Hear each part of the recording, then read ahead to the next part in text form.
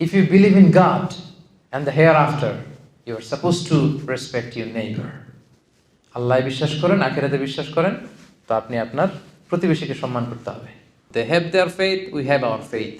আল্লাহ তাআলা খুব স্পষ্টভাবে বলেছেন, লাকুম দীনুকুম ওয়ালিয়া দীন। তারা তাদের ধর্ম সুন্দরভাবে পালন করবে, আমরা আমাদের ধর্ম সুন্দরভাবে পালন করব। এবং এটাই হচ্ছে ইসলামের সাম্প্রদায়িক সম্প্রীতির শিক্ষা। ইসলাম সবসময় আমাদেরকে অন্য ধর্মের প্রতি শ্রদ্ধাশীল হতে বলে।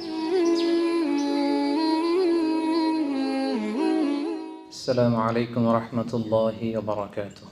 ওয়া আলাইকুম আসসালাম ওয়া রাহমাতুল্লাহি ওয়া বারাকাতুহু।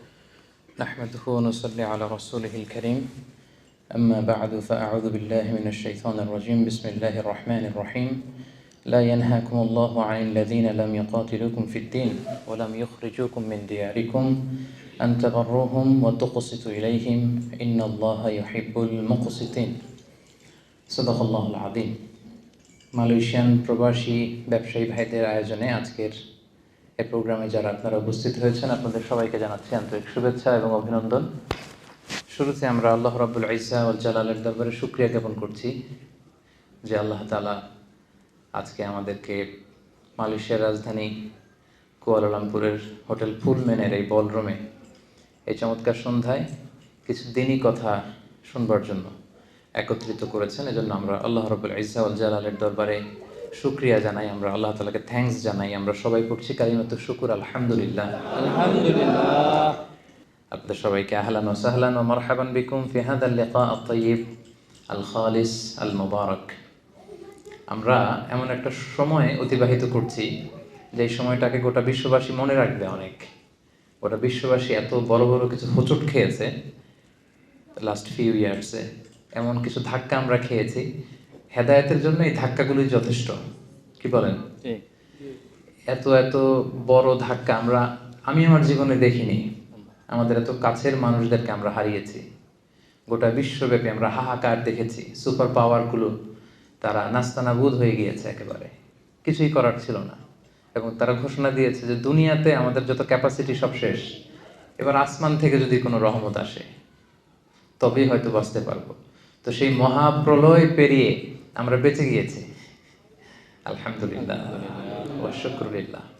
আল্লাহ তাআলা তাদের সবাইকে ভালো রাখুক, আমাদেরকে হেফাজতে রাখুক, নিরাপদে রাখুক। এই যে মহামারী আল ওয়াবা আল বালা, এই বালা থেকে গোটা বিশ্বকে আল্লাহ তাআলা হেফাজত করুক, আমিন। আমরা আমাদের যাদের নিকট আত্মীয়জনদেরকে আমরা হারিয়েছি, আমরা দোয়া করি আল্লাহ তাআলা তাদেরকে শাহীদ হিসেবে কবুল করুক, তাদের কবরগুলোকে জান্নাতের টুকরা বানিয়ে দিক। মা আনজালাল্লাহু দাআন ইল্লা আনজালাল্লাহু লাহু শিফা। আল্লাহ পৃথিবীতে এমন কোনো রোগ বালাই মুসিবত এগুলো পাঠান না যেটার কোনো সলিউশন আল্লাহ রাখেন না। রোগও আছে, ওই রোগ থেকে ভালো হওয়ার মেডিসিনও আছে।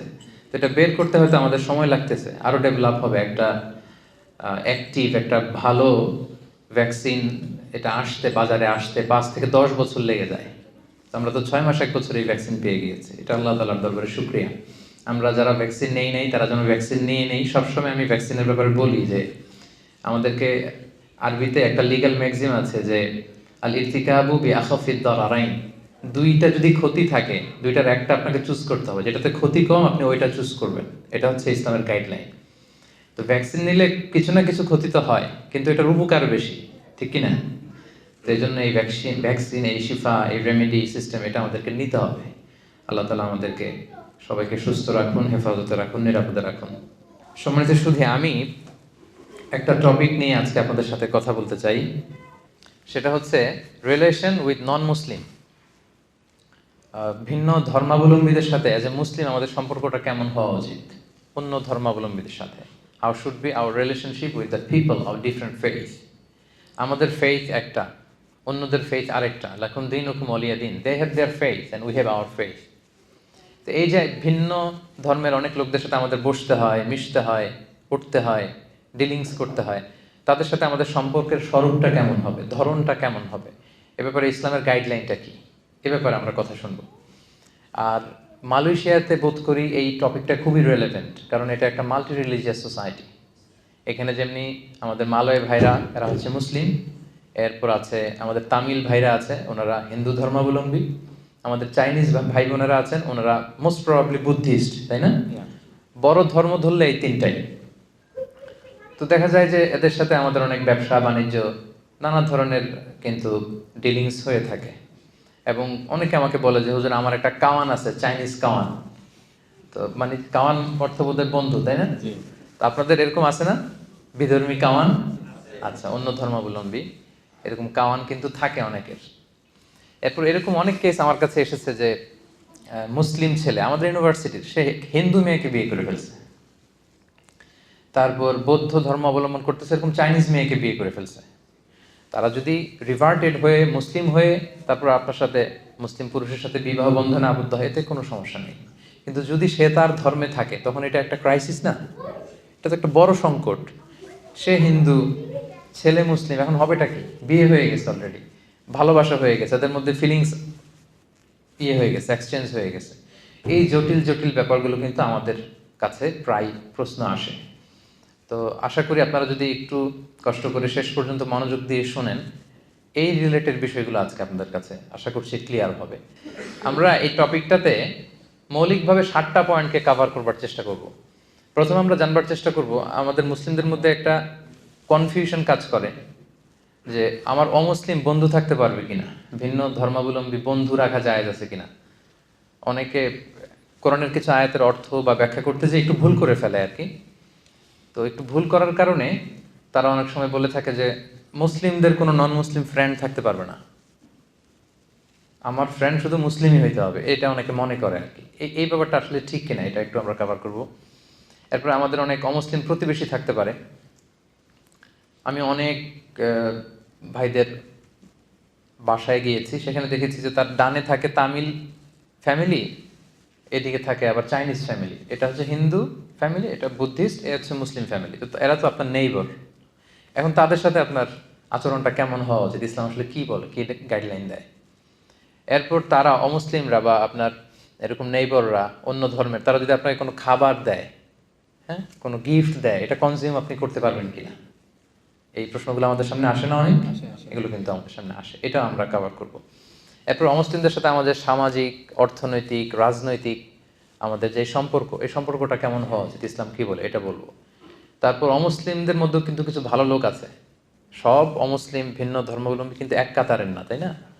তো তাদের কোনো ভালো কাজ দেখলে এটা আমরা সুনাম করতে পারবো কিনা, তাদের কাজে স্বীকৃতি দিতে পারবো কিনা, তাদের প্রশংসা করতে পারবো কিনা, তাদেরকে রেসপেক্ট দেখানো যাবে কিনা, আমাদের ধর্মের লেজিসলেশনটা কি, এটা আমরা কভার করব। এরপর আন্তধর্মীয় সংলাপের ব্যাপারটা আমরা প্রায় শুনি যে ইন্টারফেথ ডায়ালগ বলে, আমাদের আমিন ভাই এগুলো তো খুব এক্সপার্ট। সাম্প্রদায়িক সম্প্রীতি যেটা আমরা বলি, কমিউনাল হারমোনি, এবং রিলিজিয়াস কো এক্সিস্টেন্স।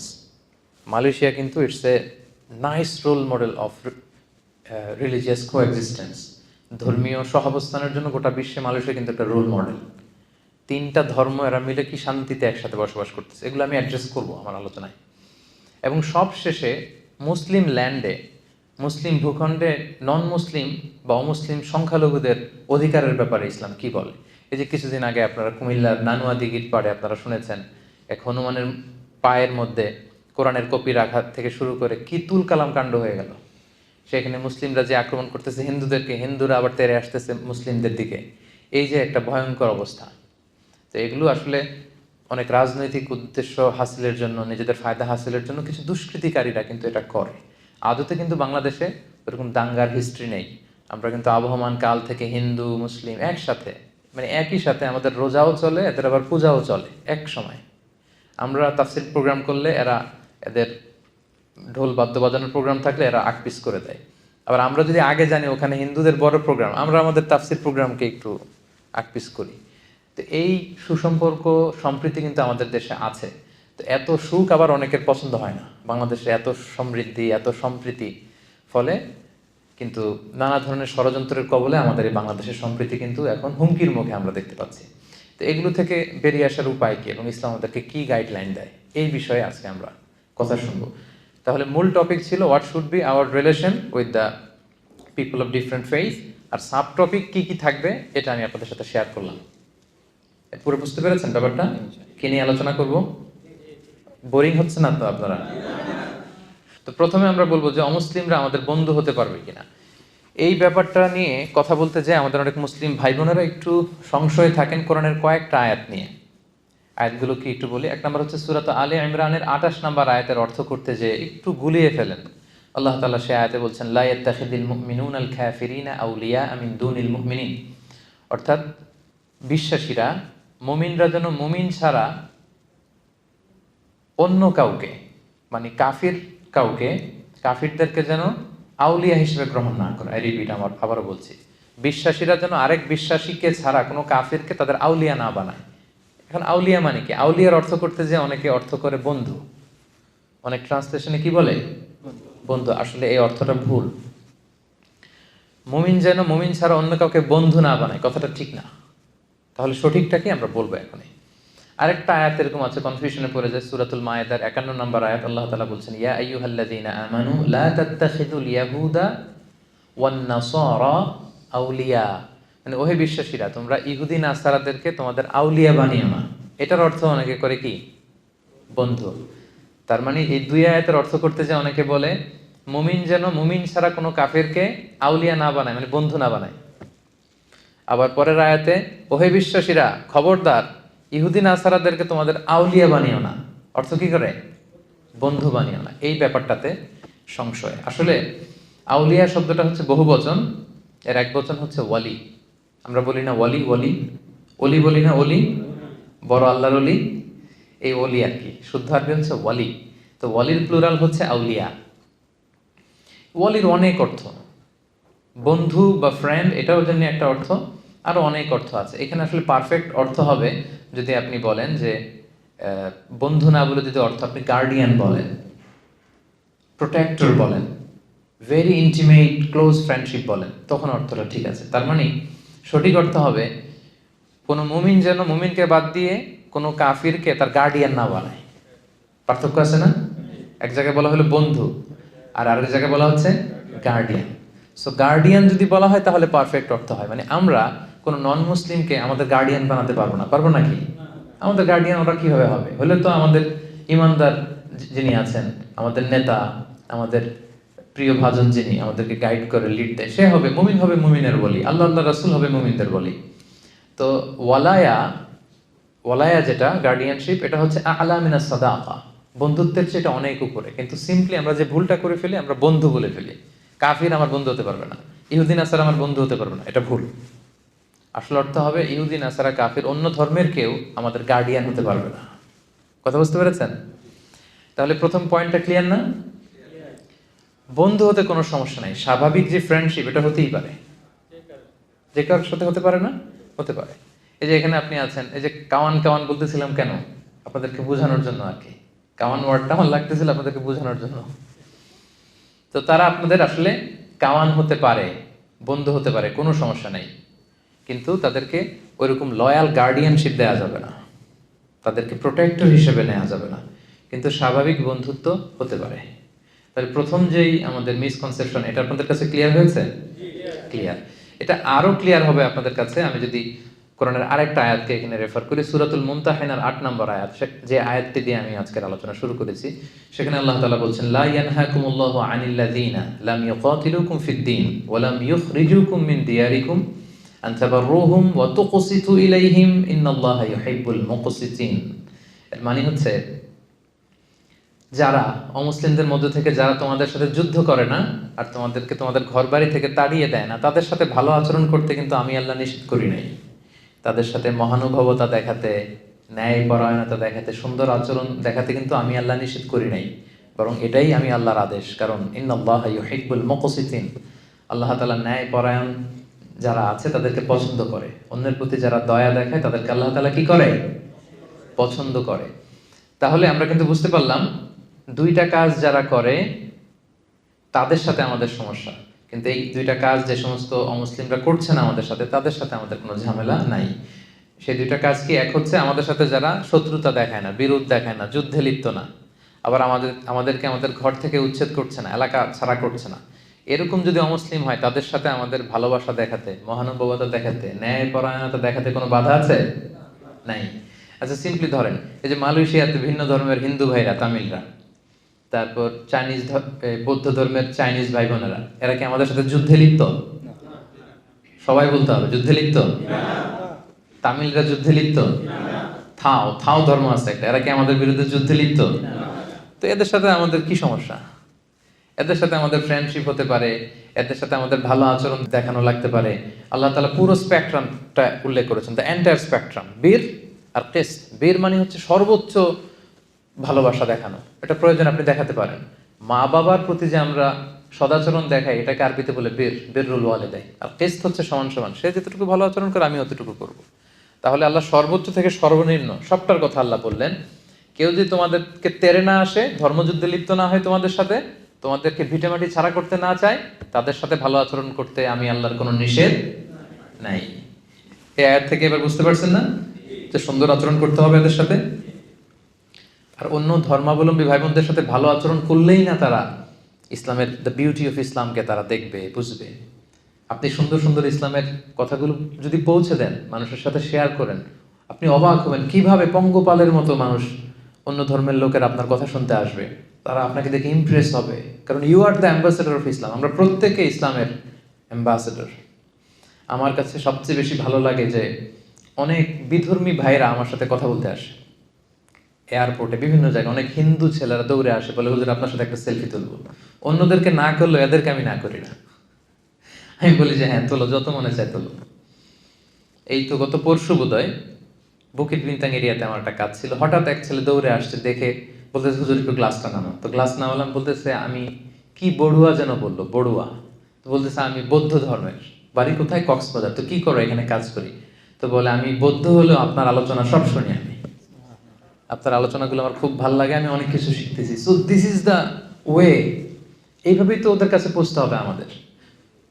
এমন তো হতে পারে সে আলোচনাগুলো শুনতে শুনতে ইসলামের সৌন্দর্য, ইসলামের এই যে ব্রড সেন্স, ইসলামের এই মাধুর্য, এগুলো দেখে একসময় সে কালেমা পড়ে কিন্তু মুসলমান হয়ে যেতে পারে না? আমাদের অনেক প্রোগ্রামে অনেক অন্য ধর্মের ভাই বোনেরা কিন্তু এসে কালেমা পড়ে মুসলমান হচ্ছে, তারা শাহাদা বাক্য পাঠ করতেছে। তো আপনি যদি ওদের সাথে কথাই না বলেন, আপনি যদি ওদেরকে শত্রু জ্ঞান করেন, তো তারা কি আপনার সাথে মিশতে পারবে? পারবে না, তো কাছেই তো আসতে পারবে না। মুসলিম হওয়া, আমাদের ইসলাম সম্পর্কে জানা তো দূরের কথা। তাহলে সম্মানিত ভাইয়ের এটা ক্লিয়ার হলো যে আসলে বন্ধুত্বে, কোনো সাধারণ বন্ধুত্বে কোনো সমস্যা নেই। এবং যারা আমাদের প্রতি হেট্রেড ছড়ায়, তারপর হিংসা ছড়ায়, আমাদের সাথে বিরোধে লিপ্ত, আমাদেরকে উৎখাত করতে চায়, এদের সাথে আমাদের রিয়াকশন ভিন্ন। কিন্তু স্বাভাবিকভাবে কোনো অন্য ধর্মের লোকদের সাথে আমাদের খারাপ আচরণের সুযোগ নেই, বরং আল্লাহ তাআলা তাদের সাথে মহানুভব হতে বলেছেন, ভালো আচরণ করতে বলেছেন। যত সর্বোচ্চ আচরণটা, আমাদের ভালো আচরণের সর্বোচ্চটা কিন্তু তাদেরকে দেখাতে বলেছেন, যাতে এগুলো দেখে তারা ইসলামের প্রতি কি হয়? আকৃষ্ট হয়। বুঝতে পেরেছেন না ব্যাপারটা? ক্লিয়ার তো না? আচ্ছা, এবারে এতক্ষণ তো দলিল দিলাম, এবার কিছু কমন সেন্স বলি। এটা কমন সেন্সও আমাদের বলে যে আমাদের যেই ন্যাচারাল লাভ, ভালোবাসা, এইটা আমরা আটকাবো কিভাবে? এটা তো আটকানোর সুযোগ নাই। সহজাত ভালোবাসা যেটা যেটা এমনি মন থেকেই আসে। দেখবেন অনেক, আমি কুমিল্লাতে থাকতে এক হিন্দু দোকান থেকে মুদির সদাই করতাম আর কি, মুদি আইটেমটা কিনতাম। অন্য মুসলিমদের ওখানে কেন যেতাম না, মানে একবার তার দোকানে যাওয়ার পরে এত ভালো আচরণ, এত তার সুন্দর ডিলিংস, আমাকে সে মুগ্ধ করেছে। তো বাধ্য হয়ে একে আর বাদ দিতে পারি নাই। বাজারে গেলেই আমি এর কাছ থেকে সদাইটা নিয়ে নিতাম। তো এই যে আমার মুগ্ধতা, তার সততা দেখে, তার নিষ্ঠা দেখে, এটার কি আমার হাত আছে? হৃদয়ের উপরে তো আমার হাত নাই। এজন্য ইসলাম সহজাত যে ভালোবাসাটা তৈরি হয় অন্যের প্রতি, এটাতে বাধা দেয় না। সিম্পলি একটা উদাহরণ দিয়ে বলি, আল্লাহ রাসূল সাল্লাল্লাহু আলাইহি ওয়াসাল্লামের চাচা আবু তালেব, উনি কি ইসলাম ধর্ম গ্রহণ করেছিলেন? জানেন আপনারা? উনি কিন্তু ইসলাম ধর্ম গ্রহণ করেনি, মুশরিক ছিলেন। কি ছিলেন? শিরকের উপরই ইন্তেকাল করেছেন। এমনকি মৃত্যুর বিছানায় আল্লাহ রাসূল সাল্লাল্লাহু আলাইহি ওয়াসাল্লাম যে বললেন, চাচা একবার শুধু বলেন আশহাদু আল্লা ইলাহা ইল্লাল্লাহ ওয়া আশহাদু আন্না মুহাম্মাদান আবদুল্লাহি ওয়া রাসূলুহু, বাকিটা আমি আল্লাহর সাথে বুঝবো, শুধু একবার এটা আপনি আমাকে বলেন। কারণ আজীবন রাসূল সাল্লাল্লাহু আলাইহি ওয়াসাল্লামকে শেল্টার দিয়েছিলেন উনি, আর্থিক shelter, financial shelter, political shelter, social shelter. মানে নিজের বাবা যেরকম সন্তানকে আগলে রাখে, রাসূল সাল্লাল্লাহু আলাইহি ওয়াসাল্লামের চাচা আবু তালেব আগলে রেখেছিলেন, কিন্তু ইসলাম ধর্ম গ্রহণ করেননি। তো রাসূল সাল্লাল্লাহু আলাইহি ওয়াসাল্লাম এই চাচাকে অনেক ভালোবাসতেন। তো রাসূল সাল্লাল্লাহু আলাইহি ওয়াসাল্লাম যে ভালোবাসতেন, এটা কি অপরাধ ছিল? কারণ এটা সহজাত ভালোবাসা, এটা এমনিতেই চলে আসে। উনি মুশরিক ছিলেন, কিন্তু রাসূল সাল্লাল্লাহু আলাইহি ওয়াসাল্লাম অত্যন্ত ভালোবাসতেন। রাসূল সাল্লাল্লাহু আলাইহি ওয়াসাল্লামের প্রথম বিয়েটা আম্মা জান খাদিজাতুল কুবরা রাদিয়াল্লাহু তাআলা আনহার সাথে উনি নিজে পড়িয়েছেন, উনি নিজে খুতবা দিয়েছেন। বিয়ের মোহরানাটা নিজ পকেট থেকে আদায় করে দিয়েছেন। সুবহানাল্লাহি ওয়া বিহামদিহি। তো তাহলে আমরা কমন সেন্সে বুঝি যে সহজাত ভালোবাসা, ভালো লাগা, এটাতে কোনো দোষ নাই। যেমন আপনার ক্লাসমেট থাকতে পারে, হিন্দু ক্লাসমেট, যারা চাকরি করেন, কলিগ থাকতে পারে, বৌদ্ধ কলিগ থাকতে পারে না? তো সে বৌদ্ধ, সে হিন্দু বিদায় কি আপনি আর চোখে তাকাবেন তার দিকে? সেও তো মানুষ, সেও কি মানুষ। সবার বাবা মা আদতে কিন্তু একজন, আদম আর হাওয়া। ঘুরে ফিরে কিন্তু আমরা ওই ওই বড় বিগ ফ্যামিলির part of the big family, কি বলেন? তো এই জন্য ইসলাম সহজাত ভালোবাসাকে নিষেধ করে না, যেটা এমনি একটা মুগ্ধতা কাজ করে, কারো সততা, কারো নিষ্ঠা দেখে তার প্রতি একটা ভালো লাগা, বন্ধুত্ব হতে পারে। বন্ধুত্বে কোনো সমস্যা নেই। সমস্যা হচ্ছে গার্ডিয়ান বানানো যাবে না। আমার সব কিছু আমি এর হাতে ছেড়ে দিলাম, উনি আমার যেটা বলে ওইটাই আমি করি না, এটা করতে নিষেধ করেছেন। আউলিয়া বলতে ওইটাকে নিষেধ করেছেন। আরেকটা প্রমাণ হচ্ছে অমুসলিমদের প্রতি সহজাত ভালোবাসা যদি বৈধ না হতো, তাহলে আহলে কিতাবদেরকে বিয়ে করার বৈধতা ইসলামে থাকতো না। ইসলামে একটা বিধান আছে যেটা আমরা অনেকে জানি না। আহলে কিতাব যে মেয়েরা আছে, অর্থাৎ ইহুদি নাসারাদের মধ্য থেকে যারা আহলে কিতাব, প্রকৃত আহলে কিতাব, ওই মেয়েদেরকে কিন্তু মুসলিম পুরুষরা বিয়ে করতে পারে উইথ সার্টেন কন্ডিশন। তো যাকে আমি বিয়ে করব সে আমার ধর্মের না, সে আহলি কিতাব, অন্য কিতাব মানে, ওল্ড টেস্টামেন্ট মানে, নিউ টেস্টামেন্ট মানে, অন্য ধর্মের। তো তাকে বিয়ে করলে তো তাকে আমার ভালোবাসতে হবে, কি বলেন? যাকে আমি বিয়ে করব, এক ঘরের নিচে থাকবো, একসাথে থাকবো, তার সাথে আমার ভালোবাসার ব্যাপারটা আসবে না? তো তাহলে দেখেন যে স্বাভাবিক ভালোবাসা যদি অবৈধ হতো, তাহলে আহলি কিতাবদের যে নারীদের সাথে মুসলিম পুরুষদের বিয়ের বৈধতা উইথ সার্টেন কন্ডিশন, এটা কিন্তু হতো না। এক্ষেত্রে অনেক কন্ডিশন আছে। আল্লাহ তাআলা বলছেন ওয়াল মুহসানাতু মিনাল মুমিনাত ওয়াল মুহসানাতু মিনাল্লাযিনা উতুল কিতাব। ওখানে প্রাইমারি 3টা কন্ডিশন আয়াত থেকেই বোঝা যায়। এক হচ্ছে যে আল মুহসানাত মিনাল্লাযিনা উতুল কিতাব, তারা সচ্চরিত্রা নারী হতে হবে, মানে তারা ভার্জিন হতে হবে, তাদের চরিত্র তারা নষ্ট করে ফেলেছে, এরকম ইহুদি খ্রিস্টান নারীকে মুসলিম পুরুষ বিয়ে করতে পারবে না। এরপর মিনাল্লাযিনা উতুল কিতাব, প্রকৃত আহলে কিতাব হতে হবে, মানে কিতাবের প্রতি বিশ্বাস থাকতে হবে। আয়াত থেকে যেটা বোঝা যায়, তাদের যে প্রকৃত অরিজিনাল বুক, যেখানে মুসা আলাইহিস সালামের কথা সংরক্ষিত আছে, ঈসা আলাইহিস সালামের কথা, এটা তাদেরকে মানতে হবে। তারপরে হচ্ছে মুসলিম দেশে হতে হবে এই বিয়েটা, অমুসলিম দেশে হলে চলবে না, ইবনে আব্বাস রাদিয়াল্লাহু তাআলা আনহুর মতে। এরপর আরো অনেক স্কলাররা মত দিয়েছেন যে তাদের সাথে শিরকের অ্যাটাচমেন্ট থাকতে পারবে না। সো এইভাবে অনেক অনেক কন্ডিশন। এই প্রসঙ্গটা আনার উদ্দেশ্য এটাই যে সহজাত ভালোবাসা যদি বৈধ না হতো, মুমিন নারী ছাড়া আহলে কিতাবদের নারীদেরকে বিয়ে করা আমাদের জন্য বৈধ হতো না। তো তাহলে আমরা বুঝতে পারলাম আলোচনার এই পর্যায়ে এসে এতটুকু ক্লিয়ার, স্বাভাবিক ফ্রেন্ডশিপে কোনো সমস্যা নাই। সমস্যা হচ্ছে গার্ডিয়ানশিপ বানানো যাবে না। ক্লিয়ার হয়েছে সবাই? এবার আমরা যে প্রসঙ্গটা বলবো সেটা হচ্ছে আমাদের অনেকের অমুসলিম প্রতিবেশী থাকে। অমুসলিম প্রতিবেশী যদি হয় তাদের সাথে ডিলিংস কেমন হবে? অমুসলিম আত্মীয় থাকে তাদের সাথে কেমন হবে? অমুসলিম আত্মীয় কিন্তু হয়, কিভাবে হয়? বাংলাদেশে অনেক এরকম ছেলে আমাদের হাতে শাহাদা পাঠ করে মুসলমান হয়েছে, ছিল হিন্দু, ছিল কি, এখন শাহাদা পাঠ করে মুসলমান, নামাজ পড়া শুরু করছে। এর বাবা আর মুসলমান হয় নাই, মাও মুসলমান হয় নাই। তাহলে বাবা মা রয়ে গেছে কি হিন্দু, আর ছেলে হয়ে গেছে কি মুসলিম। এই যে এই ছেলের আত্মীয়, বাবা মা হিন্দু, ভাই হিন্দু, সবাই হিন্দু, সে হয়েছে শুধু মুসলমান। এখন তার সাথে তার ফ্যামিলির সম্পর্কটা কেমন হবে? দেখি ইসলাম কি বলে। প্রথম আমি যদি প্রতিবেশীর কথা বলি, দেখেন রাসূল সাল্লাল্লাহু আলাইহি ওয়াসাল্লামের একটা ছোট্ট হাদিস শোনাবো, শুনলেই আপনি বুঝতে পারবেন। সহিহ মুসলিমের হাদিস, হাদিস নাম্বার 47। আল্লাহ রাসূল সাল্লাল্লাহু আলাইহি ওয়াসাল্লাম বলেন, মান কানা ইউমিনু বিল্লাহি ওয়াল ইয়াউমিল আখির ফালইউকরিম জারাহু। যে আল্লাহয় বিশ্বাস করে, আখিরাতে বিশ্বাস করে, সে যেন প্রতিবেশীকে সম্মান করে। কাকে সম্মান করে? প্রতিবেশীকে। নাকি বলছে মুসলিম প্রতিবেশীকে? ধার্মিক প্রতিবেশী, দাড়িওয়ালা প্রতিবেশী, নামাজি প্রতিবেশী, আল্লাহওয়ালা প্রতিবেশী না। In general your neighbor, if you believe in God and the hereafter, you are supposed to respect your neighbor.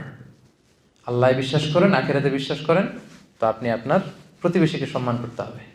এখানে ধার্মিক মুসলিম প্রতিবেশী না, যে কেউ হতে পারে, প্রতিবেশী হলেই চলবে, তাকে কিন্তু আপনার রেসপেক্ট করতে হবে।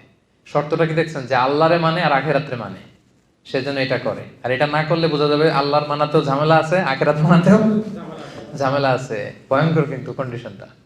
তাহলে এটা দিয়ে বুঝলেন প্রতিবেশীটা ইন জেনারেল, যে কেউ হোক প্রতিবেশী। এবার যদি দেখি আত্মীয়তার বন্ধনের ব্যাপারে একই টেক্সটে আল্লাহ রাসূল সাল্লাল্লাহু আলাইহি ওয়াসাল্লাম বললেন, সহিহ বুখারীর হাদিস নাম্বার 6138, মান কানা ইউমিনু বিল্লাহি ওয়াল ইয়াউমিল আখিরি ফালইয়াসিল রাহিমাহ। যে আল্লাহ বিশ্বাস করে আর আখিরাতে বিশ্বাস করে সে যেন আত্মীয়তার বন্ধনকে অটুট রাখে। নাকি বলছে সে তার মুসলিম আত্মীয় যারা আছে তাদের সাথে যেন বন্ধন অটুট রাখে, এরকম বলছে? হ্যাঁ, মুসলিম, নামাজি, ধার্মিক এগুলো আছে আত্মীয়। মা হিন্দু, বাবা হিন্দু, আমি হয়েছি মুসলিম, আমাদের আত্মীয়তার সম্পর্ক কাট হয়ে গেছে নাকি? কথা বলেন না, কাট হয়ে যায়নি। এটা কিভাবে সম্ভব? আমার বাবা, আমার মা, এই সম্পর্ক তো আজীবনের সম্পর্ক। হিন্দু হোক, বৌদ্ধ হোক, অন্য ধর্মের হোক, তারা কিন্তু আমার আত্মীয়। তাহলে দেখেন, এই যে প্রতিবেশী এবং আত্মীয়ের সাথে সুসম্পর্কের ব্যাপারে ধার্মিকতা, ইসলাম, এটা সেটা বলে পার্থক্য করা হয়নি। যেই প্রতিবেশী হোক সেই প্রতিবেশীর হক কিন্তু আপনাকে আদায় করতে হবে। প্রতিবেশীর হক কি, এটা বিস্তর আলোচনা, এটা নিয়ে এক লম্বা আলোচনা হতে পারে। রাসূল সাল্লাল্লাহু আলাইহি ওয়াসাল্লাম বলেছেন তার যেন কষ্ট না হয়, তাকে দেখতে যাবা, তাকে ভিজিট করতে যাবা, এমনভাবে তোমার ঘর উঁচু করো না যে বাতাস আটকে যায়, সে আর বাতাস পায় না, এমনভাবে গাছ লাগিও না সূর্যের আলো তার ওখানে যায় না, তুমি সব নিয়ে নিচ্ছ।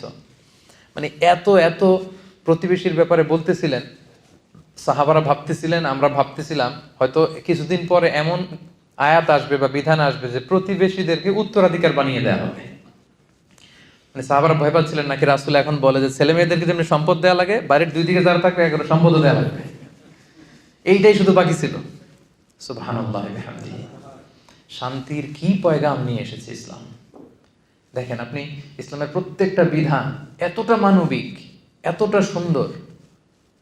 সে হচ্ছে হিন্দু ধর্মের, এ বৌদ্ধ ধর্মের, কিন্তু যেই ধর্মেরই হোক, ইসলাম বলে তার খোঁজখবর নাও। সে বিপদে বললে তাকে সাহায্য করো, সে অসুস্থ হলে ভিজিট করো, you should visit the sick.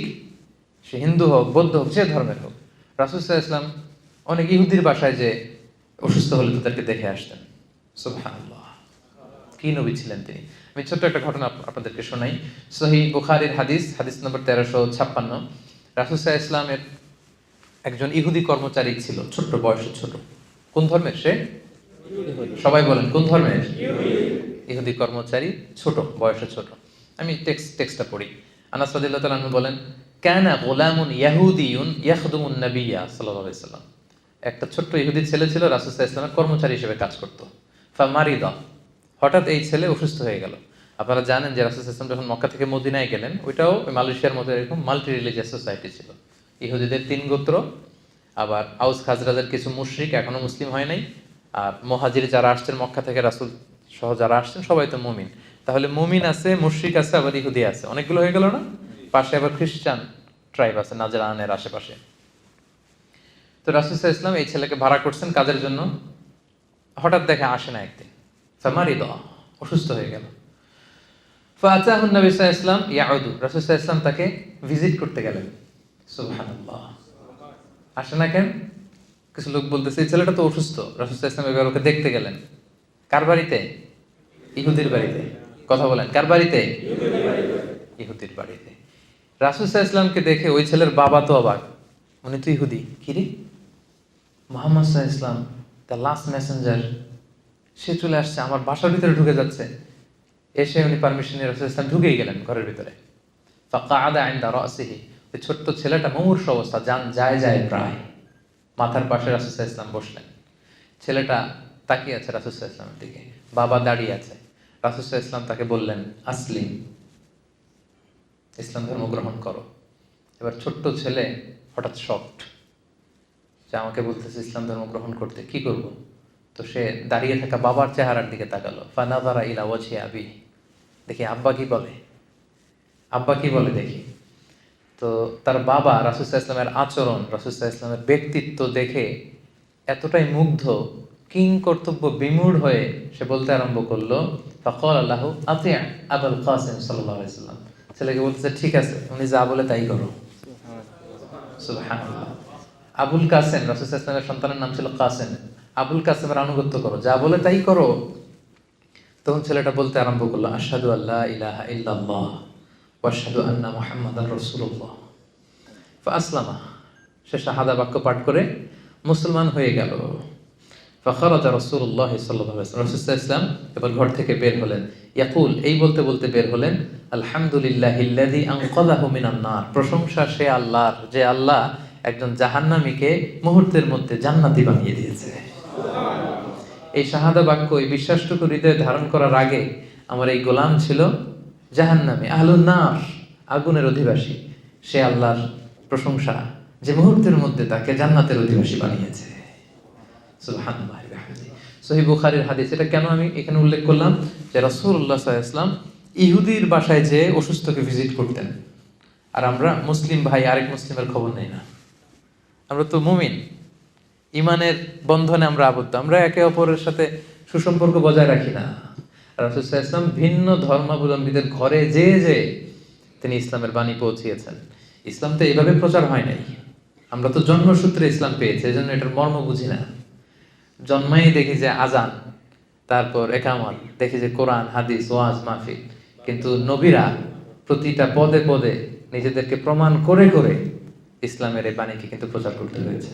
আল্লাহ রাসূল সাল্লাল্লাহু আলাইহি ওয়াসাল্লাম ওনার আচরণ দিয়ে, ব্যক্তিত্ব দিয়ে এভাবে ইসলামের পয়গাম পৌঁছিয়েছেন। তবে সম্মানিত সুধী, আমার প্রতিবেশী যে ধর্মের হোক, যে ধর্মের হোক, প্রতিবেশীর খোঁজ খবর আমাকে নিতে হবে। এখন থেকে পারবেন না আপনারা?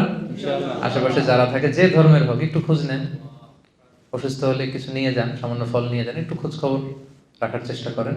এটা হচ্ছে ইসলামের শিক্ষা। তাহলে প্রতিবেশী গেল। এবার আমরা যদি আত্মীয়তার কথা বলি, যে প্রফেটের টাইমে এরকম হয়েছে যে বাবা মুশরিক, ছেলে হচ্ছে মুসলিম, এরকম অনেক হয়েছে। আবার সহিহ বুখারীর আরেকটা হাদিস আপনাদের শোনাবো, হাদিস নাম্বার 3183। আল্লাহ রাসূল সাল্লাল্লাহু আলাইহি ওয়াসাল্লামের স্ত্রী আম্মা জান আয়েশা রাদিয়াল্লাহু তাআলা আনহা, ওনার বড় বোন আসমা বিনতে আবি বকর, বড় বোনের নাম কি? আসমা বিনতে আবি বকর। ওনারা আবার সহোদরা বোন ছিলেন না, মানে আপন বোন না। আবু বকর রাদিয়াল্লাহু তাআলা একাধিক বিয়ে করেছিলেন। আয়েশা রাদিয়াল্লাহু তাআলা আনহার মা একজন, আসমা ওনার মা আরেকজন। আসমা অনেক বড় ছিল, 12 বছর বড় ছিল আয়েশা রাদিয়াল্লাহু তাআলা আনহা থেকে। তো হিজরত করে যখন উনি চলে এসেছেন, জুবাইর ইবনুল আওয়াম রাদিয়াল্লাহু তাআলা আনহু হচ্ছে ওনার হাজবেন্ড। তো মদিনাতে যখন চলে এসেছেন, এরপর হুদাইবিয়ার সন্ধি যখন হলো 6ষ্ঠ হিজরিতে, হুদাইবিয়ার পরে মক্কা থেকে মদিনায় আসা যাওয়ার শিথিল করা হলো নিয়ম। এই যে কিছুদিন আগে আমাদের ইন্টারস্টেট ব্যান করা ছিল না, এরপরে কি করা হলো? শিথিল করা হলো যে ইন্টারস্টেট করা যাবে। তো এই সন্ধি হওয়ার আগে যুদ্ধ পরিস্থিতি ছিল। পিস এগ্রিমেন্ট যখন হলো হুদাইবিয়ার, তখন মক্কার লোক মদিনায় আসতে পারে, মদিনার লোক মক্কা যেতে পারে। তো এখন আসমার মা আবু বকর রাদিয়াল্লাহু তাআলা আনহুর স্ত্রী, ওনার নাম হচ্ছে কুতাইলা বিনতে আব্দুল উজ্জা। তিনি ছিলেন মুশরিকা। তিনি কি? আর মেয়ে আসমা হচ্ছে মুসলিমা। তাহলে মা মুশরিক, মেয়ে মুসলিমা। তো এখন মেয়েকে মিস করতেছেন, মেয়েকে দেখার জন্য উনি মক্কা থেকে মদিনায় আসেন। কিন্তু আসমা রাদিয়াল্লাহু তাআলা আনহা, উনি মায়ের কাছে যায় না। ওনার ধারণা আমি হচ্ছি মুসলিমা আর উনি হচ্ছেন মুশরিকা। হ্যাঁ, মুশরিকরা হচ্ছে নাজিস, অপবিত্র, আমি আমার মায়ের কাছে যাব না। আর সে যেহেতু আমার ভিন্ন ধর্ম অবলম্বন করে, ভিন্ন ফেথ, তো তার সাথে আমার কোনো সম্পর্ক নেই। ওনার কাছে ব্যাপারটা ক্লিয়ার ছিল না। তো উনি মা এসে বসে আছে, অনেক গিফট নিয়ে আসছে। সেই মদিনা থেকে মক্কা আপনারা জানেন কত মাইল দূর। আর এখন তো আমরা গাড়িতে চলে যাই, তখন সে ওটে করে, ঘোড়ায় করে লম্বা কষ্টের সফর শেষে আসতে হতো। উনি এসেছেন, কিন্তু মেয়ে তো দরজা খোলে না, মেয়ে যায় না। অনেক দিন ধরে উনি মদিনায় অপেক্ষা করলেন, মেয়ের সাথে দেখা পায় না। পরে উনি কনফিউশন দূর করার জন্য আল্লাহ রাসূল সাল্লাল্লাহু আলাইহি ওয়াসাল্লামের কাছে গেলেন, যে বললেন, ইয়া রাসূলুল্লাহ, ইন্না উম্মি কদিমাত আলাইয়া, আমার মা তো মক্কা থেকে মদিনায় এসেছে আমার সাথে মিট করার জন্য। মুশরিকা, ইন্নাহা মুশরিকা ইয়া রাসূলুল্লাহ, আপনি তো জানেন যে আমার মা তো এখনো ইসলাম ধর্ম গ্রহণ করেনি। আফা আসিলুহা ইয়া রাসূলুল্লাহ, আমি কি আমার মায়ের সাথে আত্মীয়তার বন্ধনকে বজায় রাখবো, নাকি এখন যে তাকে বর্জন করেছি, কথা বলা বন্ধ করেছি, এটাই ঠিক রাখবো? আল্লাহ রাসূল সাল্লাল্লাহু আলাইহি ওয়াসাল্লাম বললেন, হ্যাঁ অবশ্যই, নাম সিলিহা, বজায় রাখবে মানে অবশ্যই অবশ্যই অবশ্যই তুমি তোমার মায়ের সাথে আত্মীয়তার বন্ধনকে অটুট রাখবে। যাও, আচ্ছা তুমি যাও, তোমার মায়ের সাথে দেখা করো, আত্মীয়তার বন্ধনকে তুমি মিলিয়ে রাখো, এটাকে কখনো কাট অফ করা যাবে না। সুবহানাল্লাহ ওয়া বিহামদিহি। দেখেন, মা হচ্ছে মুশরিকা, মেয়ে হচ্ছে মুসলিমা, কিন্তু সম্পর্ক কি ছিন্ন করা যাবে? কথা বলেন। তাহলে বাংলাদেশে এরকম অ্যাভেলেবেল ঘটনা ঘটে, ছেলে মুসলমান হয়েছে, বাপ মা হিন্দু, সম্পর্ক কিন্তু কখনো নষ্ট করা যাবে না, যেহেতু আত্মীয়তার বন্ধন। মা বাবার সেবা করতে হবে। যদিও মা বাবা হিন্দু, মা বাবাকে প্রতি মাসে ন্যায়সঙ্গতভাবে যে খরচ দেওয়া দরকার সেটা দিতে হবে, তাদের খোঁজ খবর রাখতে হবে। ভাই বোনের যে হক, এই হকগুলো কিন্তু ঠিকই আদায় করতে হবে। তাহলে ভিন্ন ধর্মাবলম্বী যদি আমার প্রতিবেশী হয়, প্রতিবেশীর যে হক অন্য ধর্মের হলেও একই হক। আত্মীয় যদি ভিন্ন ধর্মেরও হয়, তাহলে আত্মীয়তার সম্পর্কের ব্যাপারটা মুসলিম হলে যেরকম, অমুসলিম হলেও একই রকম। তাহলে সেখানে আর স্বাভাবিক বন্ধুত্ব না। অমুসলিমদের সাথে প্রথমে তো জানলাম বন্ধুত্ব, ফ্রেন্ডশিপ হতে পারে, কিন্তু প্রতিবেশী হলে এটার গভীরতা আরো বেশি, আত্মীয় হলে গভীরতা আরো বেশি। বুঝতে পেরেছেন সবাই?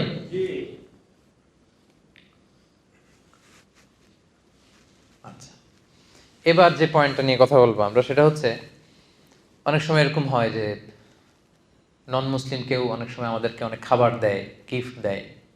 হতে পারে না এরকম? এই যে মালয়েশিয়াতে তো কি হয়, দিওয়ালি হয় না, এখানে দীপাবলি বলে, ইন্টারন্যাশনালি তো এটা হচ্ছে দিওয়ালি। তো মালয়েশিয়াতে দীপাবলি ওদের যে ফেস্টিভ্যাল হয়, দেখবেন যে পাশে আপনি মুসলিম বাড়ি, যে কিছু সুইট মিট দিয়ে আসবে, কিছু খাবার কিছু একটা দিয়ে আসলো, তো এটা নিতে পারবেন কিনা আপনি? বা ধরেন কিছু ফলমূল দিয়ে আসলো, নিতে পারবেন কিনা? বা ধরেন মাছ মাংস কিছু একটা দিল আপনাকে, তাহলে আপনার নন মুসলিম ফ্রেন্ড, প্রতিবেশী বা কেউ যদি কিছু আপনাকে দেয় অন্য ধর্মের, ভিন্ন ধর্মাবলম্বী, আপনি নিতে পারবেন কিনা? This is the question. এটা মনে হয় খুবই রেলেভেন্ট, কি বলেন? আপনাদের এরকম বিভিন্ন সময় ঘটছে না এরকম কনফিউশন, কিরে নিব কি নিব না, খাবো কি খাবো না, জায়েজ কি না জায়েজ? আজকে ক্লিয়ার হয়ে যান। আমরা দেখি যে রাসূল সাল্লাল্লাহু আলাইহি ওয়াসাল্লাম কি করতেন। আল্লাহ রাসূল সাল্লাল্লাহু আলাইহি ওয়াসাল্লাম উনি ওনার জীবদ্দশায় অমুসলিমদের কাছ থেকে কিছু নিয়েছেন কিনা উপহার বা গিফট হিসেবে, এটা দেখলেই তো আমাদের কাছে ক্লিয়ার হয়, কি বলেন? জি। আচ্ছা, আল্লাহ রাসূল সাল্লাল্লাহু আলাইহি ওয়াসাল্লাম যখন ষষ্ঠ হিজরিতে মুশরিকদের সাথে হুদায়বিয়া সন্ধি করলেন 10 বছরের, তখন একটু কোয়াইট অ্যান্ড কাম সিচুয়েশন, এখন আর যুদ্ধ টুদ্ধ নাই। তো রাসূল সাল্লাল্লাহু আলাইহি ওয়াসাল্লাম ভাবলেন যে দিস ইজ দ্য চান্স, এখনই তো সুযোগ, গ্লোবালি একটা গ্লোবাল নেভিগেশন দরকার আমার, গ্লোবালি আমি ইসলামটাকে ছড়াই দিব।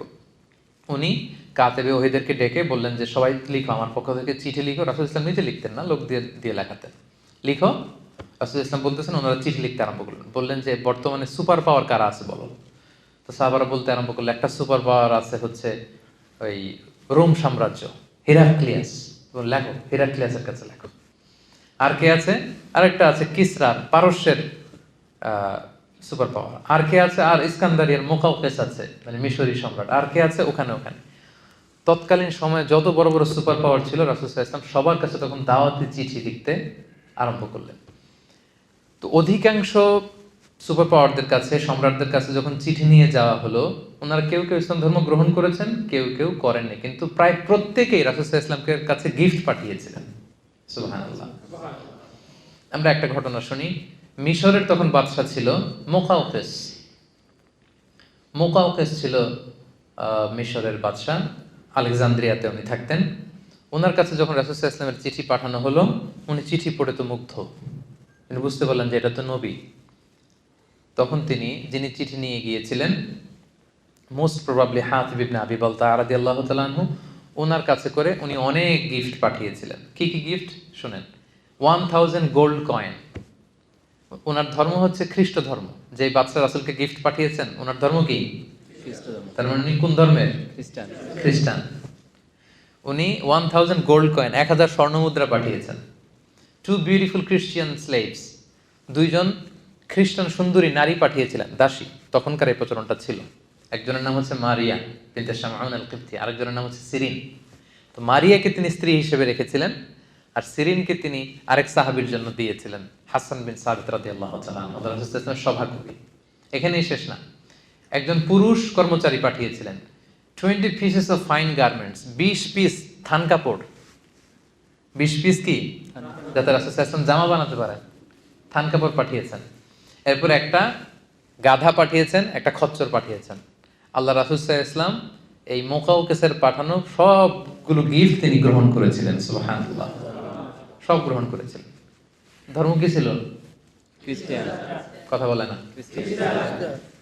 খ্রিস্ট ধর্ম। আজকে মিজানুর রহমান আজহারি যদি নাই, আজকে ধরেন যে এখানকার খ্রিস্টান কোন ফেইথ লিডার, ধরেন চার্চের পোপ শুনলো যে বাংলাদেশে একজন দায়ী, তো তাকে আমি দুইটা রাসূল সাল্লাল্লাহু আলাইহি ওয়াসাল্লাম 20 পিস পাঠাইছে, ধরেন আমার জন্য 2 পিস থান কাপড় পাঠাইলো যে দিয়ে আসো তাকে, এরপরের দিন পত্র পত্রিকায় চলে আসবে এটা অবশেষে, না? আচ্ছা, তো তখন আসবে যদি খ্রিস্টান পাদ্রির কাছ থেকে সে এগুলো নিছে, নাউজুবিল্লাহ মিন যালিক, আস্তাগফিরুল্লাহ, কত খারাপ, এত ভালো মনে করতাম ওনাকে, শেষমেশ খ্রিস্টানদের থেকে উনি জিনিসপত্র নেওয়া শুরু করলো। কিন্তু প্রফেট সাল্লাল্লাহু আলাইহি ওয়াসাল্লাম যে আসলে কি সুন্নাহ আমাদের জন্য রেখে গিয়েছেন, উনি আসলে কি করে গিয়েছেন, সেখান থেকে আমাদের শিক্ষাটা কি, ওইটাই আমাদের জানা নেই।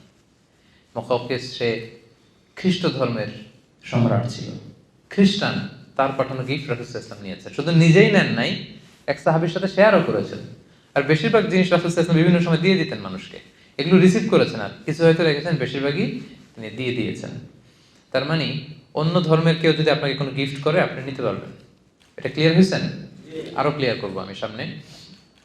আলী রাদিয়াল্লাহু তাআলা আনহু উনি বর্ণনা করেন, মুসনাদে আহমদ ইবনে হাম্বলে হাদিসে এসেছে, উনি বলেন যে আহদা কিসরা লিরাসূলিল্লাহ সাল্লাল্লাহু আলাইহি ওয়াসাল্লাম ফাকাবিলা মিনহু ওয়া আহদা লাহু কাইসার ফাকাবিলা ওয়া আহদাত লাহুল মুলুকু ফাকাবিলা মিনহা। মানে রাসূল সাল্লাল্লাহু আলাইহি ওয়াসাল্লামকে কিসরা, কাইসার এবং যত যত রাজা বাদশারা যত গিফট রাসূলকে দিয়েছিলেন সবগুলো গিফট রাসূল সাল্লাল্লাহু আলাইহি ওয়াসাল্লাম গ্রহণ করেছিলেন। সুবহানাল্লাহ।